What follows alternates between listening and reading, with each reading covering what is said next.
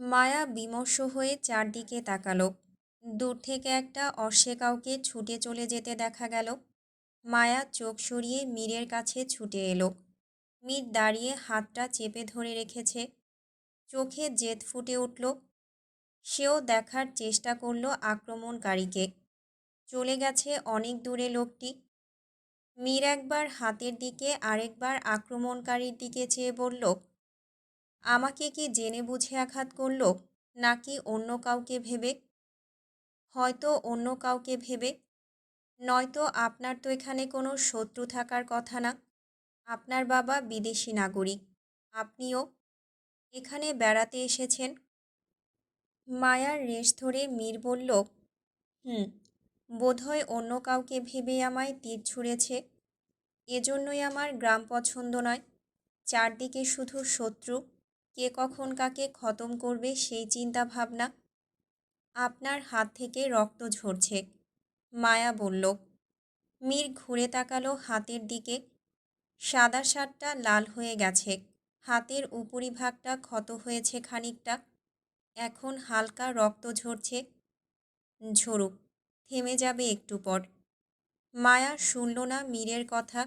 তার গলায় পেঁচানো ছিল সুতির ওড়না। ওড়নার এক অংশ ছিঁড়ে তৈরি করল লম্বাটে টুকরো ব্যান্ডেজ কাপড়। সেটি বেঁধে দিল মীরের হাতে। আপাতত ধীরে ধীরে থামছে রক্ত ঝরা। চলুন বাড়ি ফিরে যাই, পরে আপনার শরীর খারাপ করবে, মায়া বলল ব্যথিত কণ্ঠে। এত সহজে মীরের শরীর খারাপ হয় না। আমি হলাম বাঘ। বাঘকে কখনো দেখেছ দুর্বল হতে? বাঘ দুর্বল না হলেও তাকে কিন্তু কৌশলে কাবু করা যায়। মীরের কাছে কৌশলও হার মানে। ধরে ফেলি অন্যের কৌশল। ছাই। মায়া তোয়াক্কা না করে মীরের প্রসঙ্গ উড়িয়ে দিল। হরিণ শিকার হলো, চলুন জঙ্গলের ভেতরে যাই। জঙ্গলের ভেতরে জঙ্গলি থাকতে পারে, সুন্দরী মেয়েদের দেখলেই ঝাঁপিয়ে পড়ে। এরপর ওরা যদি তোমাকে আক্রমণ করে, আপনি আছেন কী করতে? আমাকে বাঁচাবেন আপনি। বয়েই গেছে। বলেই মীর একটা সিগারেট ধরালো। সিগারেট ফুঁকতে ফুঁকতে জঙ্গলের ভেতরে পথ এগোয়। মায়া পিছু নিল। পেছন থেকে মীরের দিকে প্রশ্ন ছড়ে, এত বেশি সিগারেট খান কেন? বদঅভ্যেস ত্যাগ করুন, নয়তো পরে ক্ষতি হবে। কত ক্ষতি তো না চাইতেও হয়, জেনেও না হয় কিছু ক্ষতি বয়ে আনা যাক। আপনার বাবা তো ভালো মানুষ, উনি তো ধূমপান করেন না, আপনি করেন কেন? বাবা আমার মাকে পারিবারিকভাবেই বিয়ে করেছিল, প্রেম করে নয়। কিন্তু আমি তো বিয়ের আগে থেকে আমার হবু বউকে ভালোবাসি। মায়া মীরকে মনে মনে শেয়ানা বলল। মীর ঘুরে মায়ার দিকে চেয়ে বলল, পেছনে কেন, পাশে এসে হাঁটো। মায়া অনুমতি পেয়ে মীরের পাশে হাঁটা শুরু করল। দুজনের হাতে অশ্বের লাগাম ধরা। যেদিকে যাচ্ছে অগ্নিলো পিছু পিছু হাঁটছে। ঘন জঙ্গলের মধ্যে মায়া আজ প্রথমবার প্রবেশ করল। এর আগে শুধু হাত কয়েক পথ পর্যন্ত এসে তাকে থামতে হয় বিষাক্ত সাপের জন্য। জঙ্গলের ভেতরের অংশে বেশিরভাগ মৃত গাছ, ছোট্ট ছোট্ট গাছ। কিছু বড় মোটা জাতীয় গাছগুলো কাঠের জন্য নিশ্চয়ই কাঠুরিরা কেটে নিয়েছেন, সেই চিহ্ন এখনও রয়ে গেছে। দূরে হরিণ ছুটছে। কিছুক্ষণ আগে একটা হরিণ শিকার হতেই বাকিদের মধ্যে যেন ভয় জমে গেছে। মীর সিগারেট ফেলে দেয়। মায়া বলল, এত সিগারেট খেলে বিয়ের আগেই আপনার বউ বিধবা হয়ে যাবে। হোক, তাই বলে তার জন্য নিজের অভ্যেস ত্যাগ করতে পারবো না। সে আপনার অভ্যেস নয়। যেদিন তাকে বিয়ে করব, বিয়ের প্রথম রাতে সে যদি আমার শর্ত মানতে রাজি হয়, তবে শর্ত অনুযায়ী আমিও সিগারেট খাওয়া ছেড়ে দেব, কারণ সেও সিগারেট খাওয়া পছন্দ করে না। কোনো মেয়েই সিগারেট খাওয়া পছন্দ করে না। যে মেয়ে সিগারেট খাওয়া ছেলেদের পছন্দ করে না, সে কোনো মেয়ে জাতের মধ্যেই পড়ে না। কিছু দূর তারা হেঁটে গেল। একটা কূপের সামনে গিয়ে দুজনেই থামে। মায়া চারদিকে একবার তাকায়, ক্লান্ত ভঙ্গিতে বলল, শুধু শুধু এত দূর হেঁটে আসলাম, না জংলিদের দেখলাম না সুন্দর কোনো দৃশ্য। মীর কিছুই বলল না। দীর্ঘক্ষণ পথ হাঁটার পর শরীরের এক অনিবার্য তাগিদ তাকে থামতে বাধ্য করল। চারপাশে শুধু গাছগাছালি আর পাখির ডাক, মানুষের কোনো চিহ্ন নেই। সে একটু ঘন পাতার আড়ালে সরে যেতে চাইল। সে পা বাড়াতেই মায়া বলল, ওদিকে কোথায় যাচ্ছেন? দাঁড়াও, 1 মিনিট আসছি। না, 1 মিনিটে অনেক কিছু হয়ে যেতে পারে। কোনো জন্তু জানোয়ার এসে আমাকে যদি আক্রমণ করে। আপনার সাথে নিয়ে চলুন। মীর ঠোঁট কামড়ে আবার ছেড়ে বিড়বিড় করে বলল, মেয়ে মানুষ নিয়ে কোথাও বের হওয়া মহা মুশকিল। কিছু বললেন? না, অদৃশ্য ভূতের সাথে কথা বলছিলাম। আমি একটু হালকা হতে যাচ্ছিলাম। মীর আঙুলের ইশারায় মায়াকে বোঝালো। মায়া বুঝতে পেরে নাক কুঁচকে ফেলে। মীর ফের বলল, তুমি নাকি সুন্দর কোনো দৃশ্য দেখোনি, তো আমার সাথে চলো, কঠিন দৃশ্য দেখাই। দরকার নেই, আপনি যান। বলেই মায়া অন্যদিকে ঘুরতেই মীর আঙুল তুলে মায়ার দিকে তাকিয়ে বলল, এসে যেন তোমার মুখ না দেখি। মীর ছোট ছোট গাছের পাতার আড়ালে থেকে কয়েক মুহূর্ত পর ফিরে আসলো। কিন্তু তার চোখ যখনই মায়াকে খুঁজল সে থমকে যায়। আকস্মিক হকচকিয়ে গেল।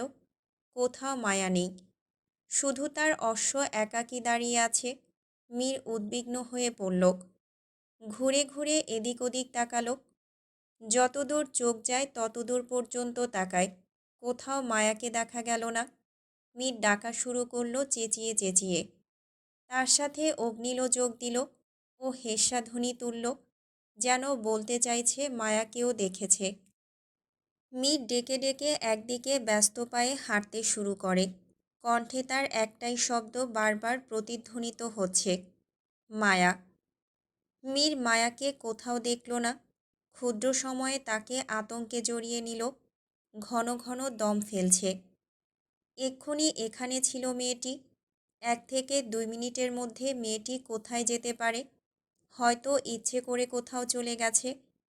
কেননা কোনো জন্তু জানোয়ার আক্রমণ করলে চিৎকার করত, অশ্ব হেস্যাধ্বনি তুলত। সেরকম কিছুই ঘটেনি। তবুও মীর খানিকটা চিন্তিত হলো। শরীরের শক্তি ছেড়ে ফিরে গেল অশ্বের কাছে। শেষবারের মতো আশেপাশে তাকিয়ে অশ্বের পৃষ্ঠায় উঠতেই দূরে বড় একটা গাছের গোড়া থেকে গোলাপি রঙের ওড়নার অংশ দেখা গেল।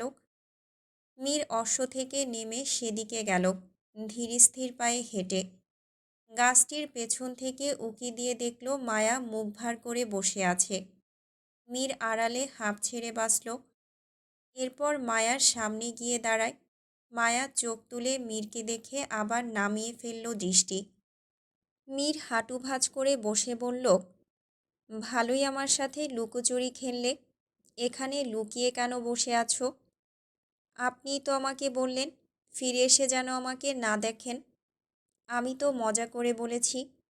তাই বলে তুমি সত্যি সত্যি লুকিয়ে পড়বে? যদি তোমার কিছু হয়ে যেত? হলে হতো, তাতে আপনার কি? আমার কিছুই না। এখন চলো, এখান থেকে চলে যাই। মায়া আর কিছুই বলল না। মীর হাত বাড়িয়ে দেয়। মায়া তার হাত ধরে উঠে আসলো। অশ্বের কাছে পৌঁছে মায়া বলল, আমাকে এখানে নিয়ে আসার উদ্দেশ্য কী ছিল? তেমন কিছু না। তোমার বিয়ের বাকি আর মাত্র 72 ঘন্টা। এরপর তো তোমাকে আর পাবো না। তাই একটু স্মৃতি তৈরি করলাম খালাতো বোনের সাথে। বলেই একগাল হাসল মীর। অন্যদিকে মুখে হাসি নেই আহির মির্জার। মিলনক্ষণের সময়টা আজ দীর্ঘদিন হয়ে গেছে। এখনও সঠিক কোনো তথ্য সে জোগাড় করতে পারেনি। আজ যাবে কামার ওসমান আহমেদের বাড়ি। লোকটি বেঁচে নেই। ছেলে পেলে নিশ্চয়ই কেউ আছে। জিজ্ঞাসাবাদ করলে কোনো না কোনো তথ্য ঠিকই মিলবে বলে আশাবাদী আহির। সাথে তার সহকর্মী অরুণ। অরুণ আহিরকে ছেড়ে আর শহরে যাবে না। বলেছে মিলন হত্যার রহস্য এবং মায়ার বিয়ের পরেই যাবে। আহির অরুণকে জোর করল না শহরে ফেরার জন্য। তারা কামার ওসমান আহমেদের বাড়িতে আসলো ৮ ঘন্টার ভেতরে। আলিমনগর বাজারের কিনারায় দাঁড়িয়ে থাকা কাঠের বাড়িটা যেন সময়ের হাত এড়িয়ে যাওয়া এক স্মৃতি। গাঢ় বাদামি কাঠের দেয়ালগুলো বিকেলের রোদে ঝলমল করলেও কোথাও কোথাও বৃষ্টির দাগার বাড়ির দীর্ঘদিনের বয়সের ছাপ স্পষ্ট। ঢালু ছাদে শুকনো পাতার স্তূপ জমে আছে, বাতাস বইলেই সেগুলো হালকা শব্দে নড়ে ওঠে। সামনে ছোট বারান্দা, বারান্দার কাঠের খুঁটিগুলোতে হাত বুলোতেই উষ্ণতা টের পাওয়া যাবে, যেন বাড়িটা নিজেই জীবন্ত। বারান্দায় ঢুকলো তারা, কাঠের গন্ধে বুক ভরে গেল। মেঝে কর্কশ শব্দ করছে, প্রতিটা শব্দে অতীতের গল্প লুকিয়ে আছে যেন। বারান্দার পাশেই ছোট্ট বাগান থেকে নরম আলো এসে পড়ছে দেয়ালে। আলো ছায়ার খেলায় ঘরটা আরও গভীর হয়ে উঠল। অরুণ দ্বিধাবোধ না করেই গলা পরিষ্কার করে খোলা কণ্ঠে ডাকল, কেউ আছেন? আমরা দরকারে এসেছি, বিনা কারণে আপনাদের বিরক্ত করতে আসিনি, তাড়াতাড়ি আসুন। বলেই দাঁতগুলো বের করে আহিরের দিকে তাকালো। আহির কটমট চোখে তাকিয়ে আছে অরুণের দিকে, চাপা গলায় বলল, অচেনা বাড়িতে এসে কিভাবে একজনকে ডাকতে হয় তাই জানো না? আগেই বলছো আমরা বিরক্ত করতে আসিনি।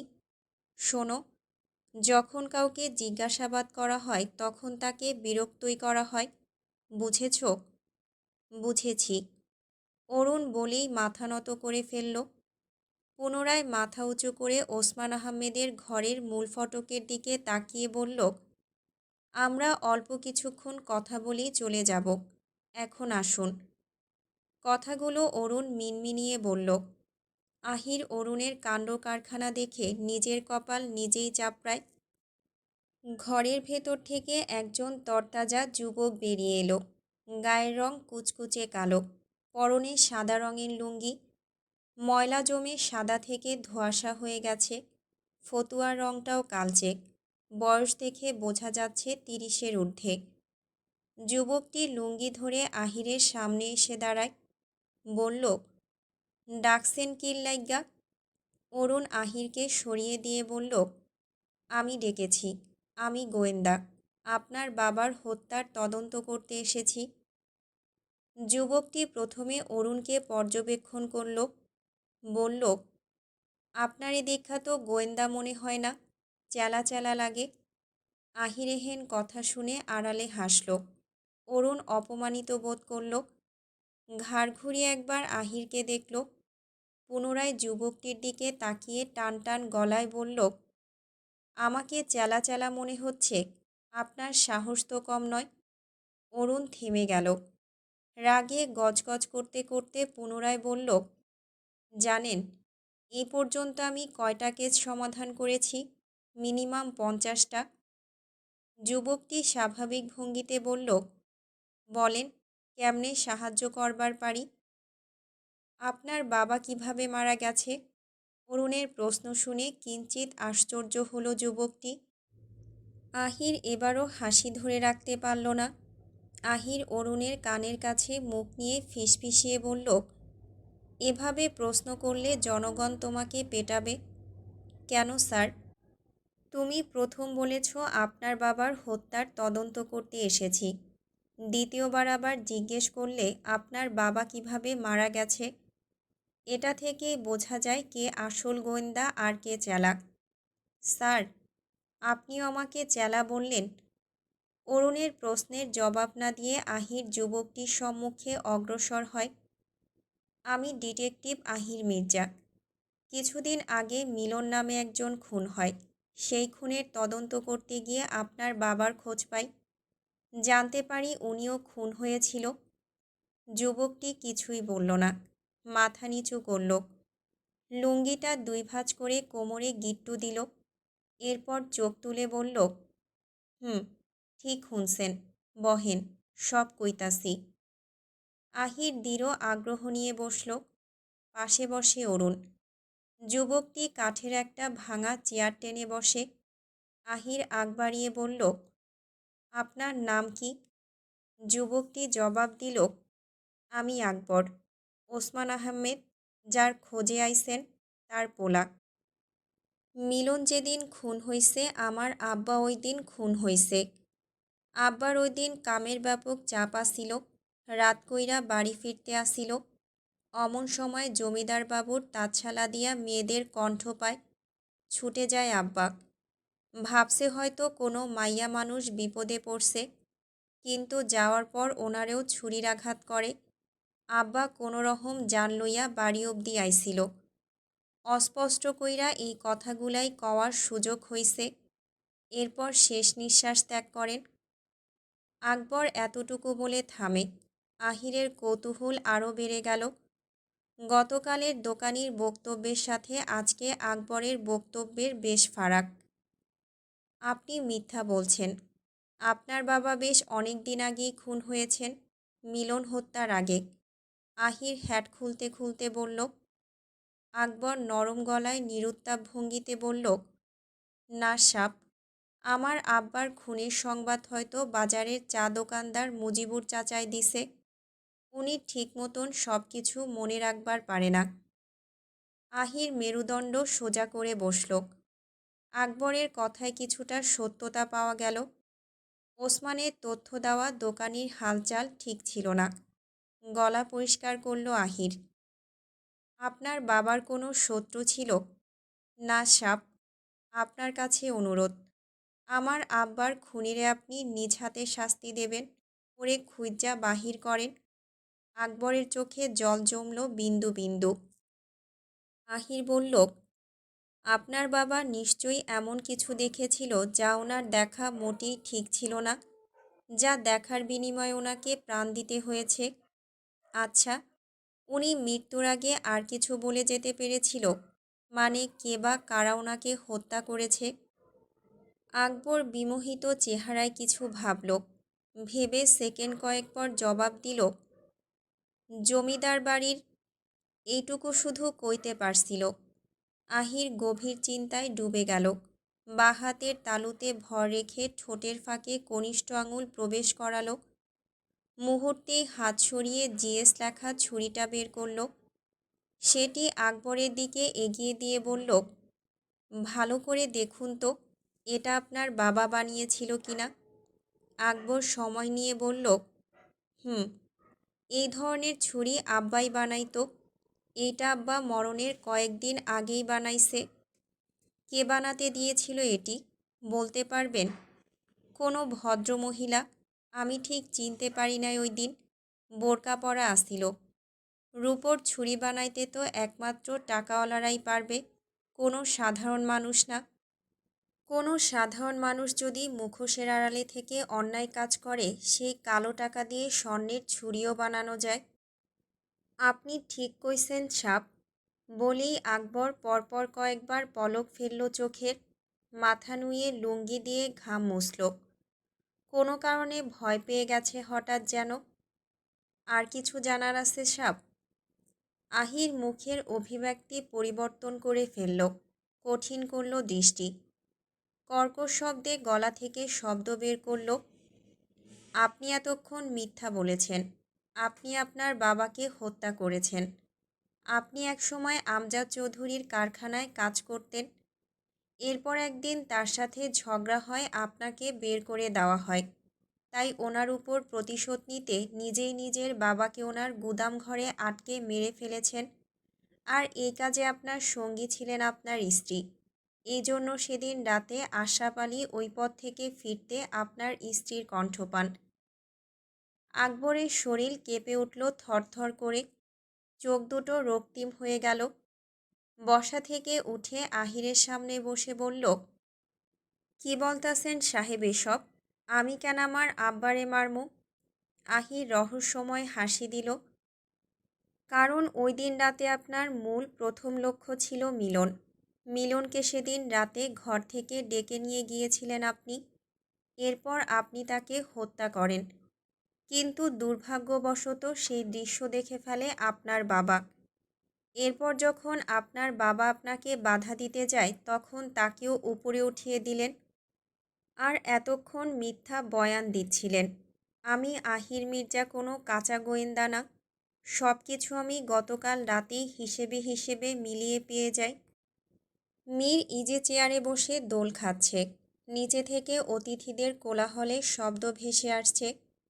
জয়ন্তন বেগমের আত্মীয় স্বজন শালুক শাহানারা সহ সবার আত্মীয়রা ইতিমধ্যে এসে হাজির হয়েছে। সবাই মেহেন্দি পড়ছে হাতে। তবে মেহেন্দি অনুষ্ঠানে মায়া তখনও হাজির হয়নি। মন তার ভীষণ ভার। মীরকে বলেছিল সেখানে উপস্থিত থাকতে, থাকেনি। কোনো কারণে সেও উদাসীন। বুলবুল আসে তার ঘরে। তখন 1 কাপ চা চেয়ে এসেছিল। বুলবুল চা এনেছে। মীরকে দিল এগিয়ে। মীর নিল না। বুলবুল পাশের টেবিলে রাখে। মীরকে চুপচাপ দেখে প্রশ্ন ছুড়ল, আপনার মন খারাপ? প্রশ্নটা করার পর জবাবের আশায় অনেকটা সময় পার হয়।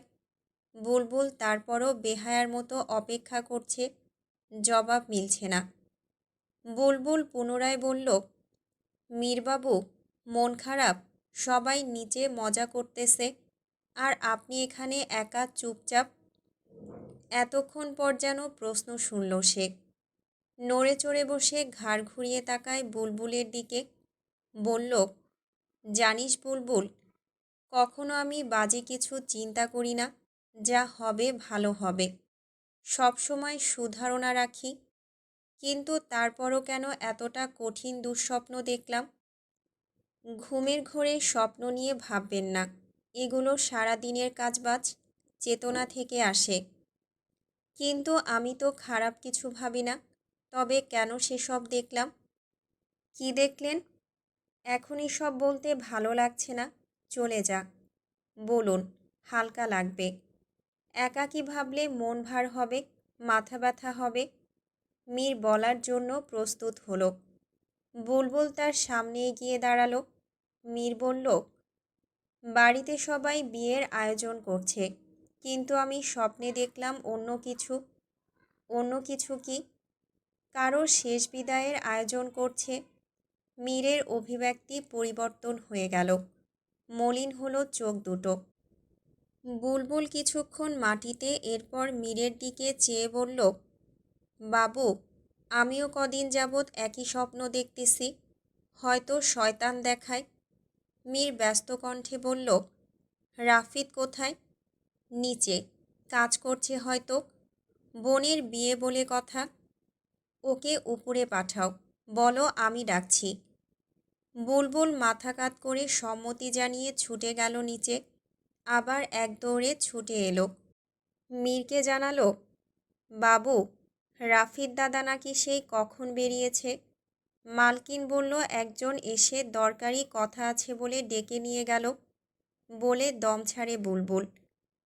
মীর মর্মাহত কণ্ঠে বলল, ও শিট, যা ভয় পেয়েছিলাম তাই হলো। এবার সেও ছুটে ঘর থেকে বের হয়ে যায়।